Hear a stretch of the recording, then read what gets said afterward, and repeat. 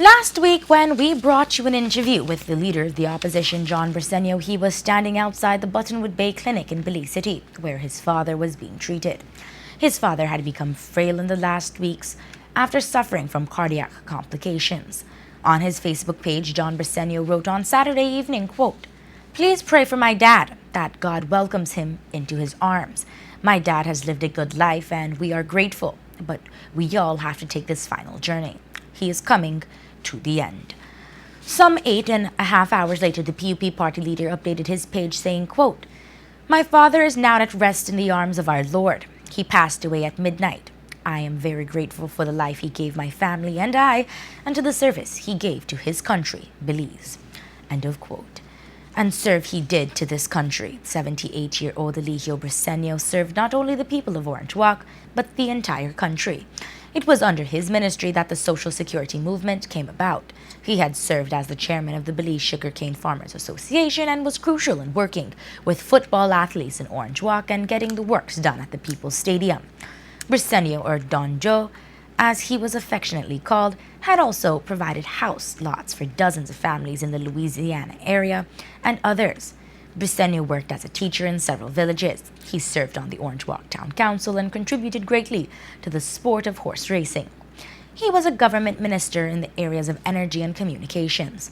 When asked to describe Don Joe Briceño, his political colleague, Don Hector Silva, told Love News that the first thing that came to mind was humility. Eligio actually was a member of the House of Representatives. He took over from his older brother, who was Toro Briceño, also a member of the House. Toro was the older brother. He was a representative before Joe. Then Joe was elected to the House in that same constituency that his son now has served for about 4, 5, 6 terms. Joe was a very humble, very quiet young man. I knew him from St. John's College. He was my junior, of course, but he was a student at St. John's. That's where I get to know him. He was a very quiet young man, Joe. Poro was more outgoing, the older brother. But Joe was always a very quiet, humble young man. And I knew him, I used to meet him all the time. So actually, Joe has done a great job.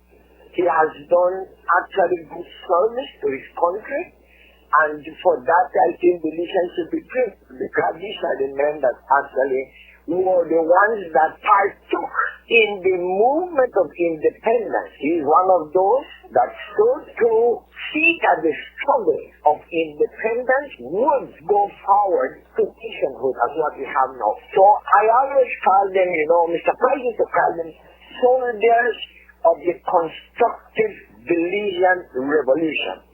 And Joe is one of those. I admire him very much, The People's United Party has issued a release saying, quote, "The People's United Party would like to assure the Briceño family that they can find comfort in knowing that they're not alone in their grief. People from inside and outside of the party have known that the generosity and goodness of this man, Don Joe, was a source of towering strength to his family and a giant figure in the Orange Walk community. He was always such a fantastic cheerleader and trusted advisor for our party leader. And though he had been ill for some time now and his feet eventually got tired, his huge heart never wavered. He worked long and hard for his family, his community, and his country. And now his work is done, his soul is at rest." End of quote. The government of Belize has announced that Briceño will have an official funeral on Wednesday, May 25th at La Immaculata Church in Orange Walk Town. Eligio Briceño is survived by 7 sons and 3 daughters. A wake is scheduled for tonight at his home.